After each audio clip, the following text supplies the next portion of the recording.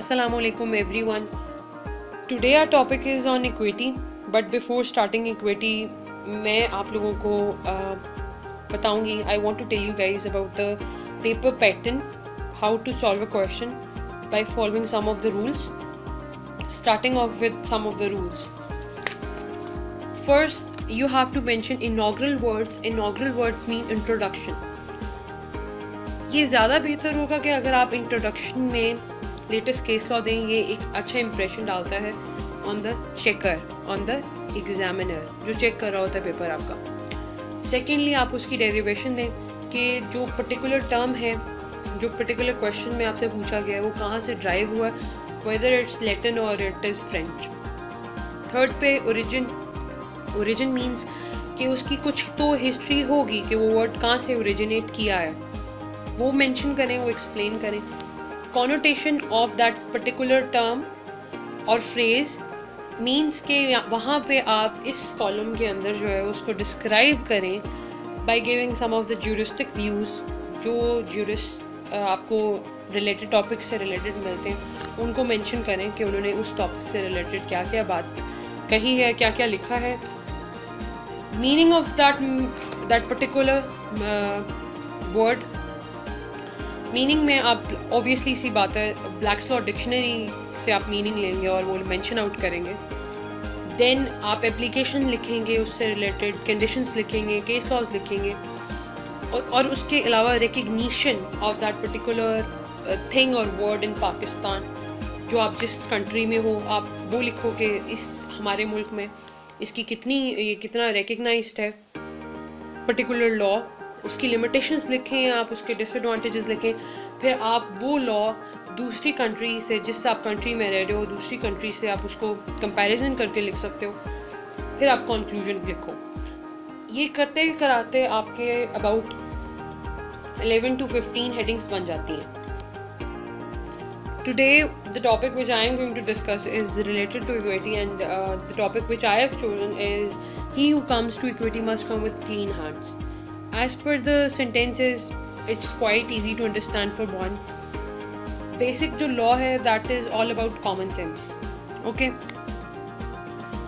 अब इससे related ये है कि a person coming to the court for justice, for the sake of justice, जो सीख कर रहा है जस्टिस कि मुझे जस्टिस मिले और मुझे इंसाफ मेरे साथ किया जाए, उसको ये देखना चाहिए कि क्या वो खुद एक राइट पोजीशन पर, एक राइट स्टांस पे खड़ा है. If he is then he is eligible to do so. If he is not then he is not. It means, मैं आपको इसको एक्सप्लेन करने के लिए एक मैगज़ीन बताऊंगी. That is a person is not competent to sue as a plaintiff who himself has been guilty of fraud in the subject matter of the suit. कि एक person जो है अगर for example खुद एक चीज़ का जिम्मेवार है, guilty है, कसूरवार है, then he should not be asking for the justice कि उसके साथ इंसाफ किया जाए या फिर उसका केस भी even though के proceed किया जाए. सेकेंड जो मैक्सिम है that is for an illegal cause there can be no law suit.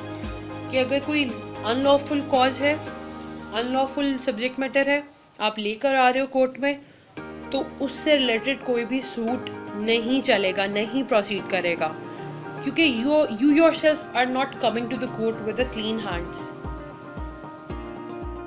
One thing that is equity जो वर्ड है ड्राइव कैसे हुआ. ये इंग्लैंड में जब कॉमन लॉ की शुरुआत हुई उसके बाद इक्विटी ने आहिस्ता आहिस्ता जो है ओरिजिनेट किया. Equity is basically related to natural law. हमारी जो जस्टिस है, हमारी जो कंसाइंस है, हमारी जो कॉन्शियसनेस है, it demands the fairness, it demands just. ये मैक्सिम जो है he who comes to equity must come with clean hands is applicable only when three of the conditions are fulfilled. जो 3 conditions हैं वो ये हैं कि specific performance.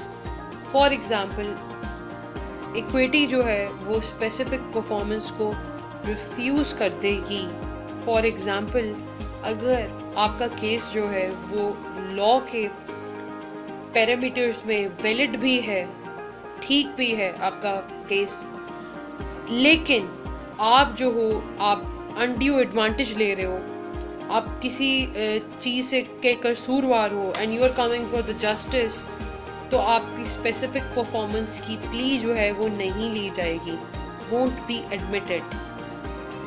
सेकेंड जो कंडीशन है दैट इज़ फ्रॉड।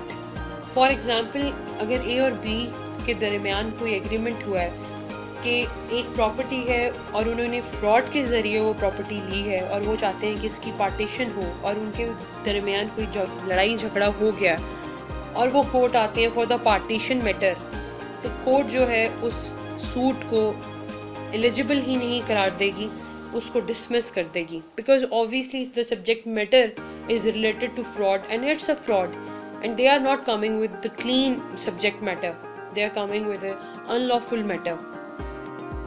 थर्ड जो इसकी कंडीशन है that is illegality.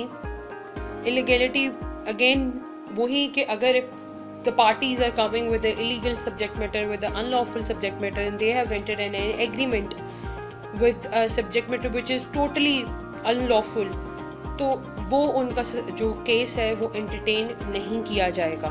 It is a common sense कि they are coming with the unlawful suit in front of the court and in front of the judge and they are asking for a relief. How it's going to be possibly made in favor of those people or in favor of those plaintiffs?